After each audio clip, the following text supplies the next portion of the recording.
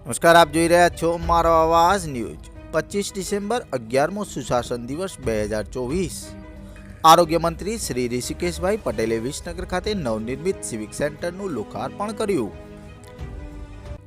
સુશાસન દિવસ નિમિત્તે શહેર વિકાસ અને શહેર ગૃહ નિર્માણ વિભાગની સ્વર્ણિમ જયંતિ મુખ્યમંત્રી શહેરી વિકાસ યોજના અંતર્ગત આજરોજ મુખ્યમંત્રી શ્રી ભૂપેન્દ્રભાઈ પટેલે વિસનગર ખાતે નવનિર્મિત સિવિક સેન્ટરનું વર્ચ્યુઅલ અને આરોગ્ય મંત્રી શ્રી ઋષિકેશભાઈ પટેલે લોકાર્પણ કર્યું હતું।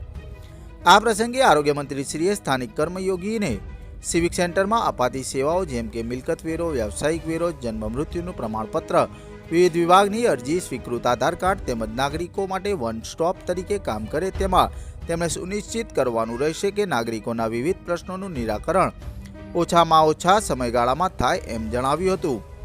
ગુજરાત શહેરી વિકાસ મિશન દ્વારા આ કામોમાં ફર્નિચર, ઇલેક્ટ્રિકલ કામ, કોમ્પ્યુટર પ્રિન્ટર, મેનપાવર વગેરે કામોનો સમાવેશ થયો છે।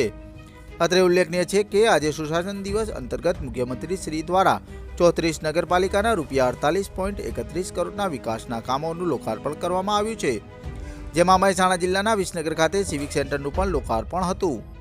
આ પ્રસંગે મંત્રીશ્રી સાથે નગરપાલિકા પ્રમુખ શ્રી ઉત્તમભાઈ પટેલ, કારોબારી ચેરમેન પીનાબેન શાહ, શહેર અગ્રણી શ્રી ખુશાલભાઈ પટેલ, મનીષભાઈ ગળિયા, આરડી દેસાઈ, સ્વચ્છતા સમિતિ ચેરમેન જગદીશભાઈ પટેલ, પાણી સમિતિ ચેરમેન કિરીટભાઈ પરમાર, પ્રાદેશિક કમિશનર કચેરીના પ્રતિનિધિ ધવલભાઈ ચૌહાણ, સખી મંડળની બહેનો, નગરપાલિકાનો સ્ટાફ તથા આસપાસના રહીશો ઉપસ્થિત રહ્યા હતા।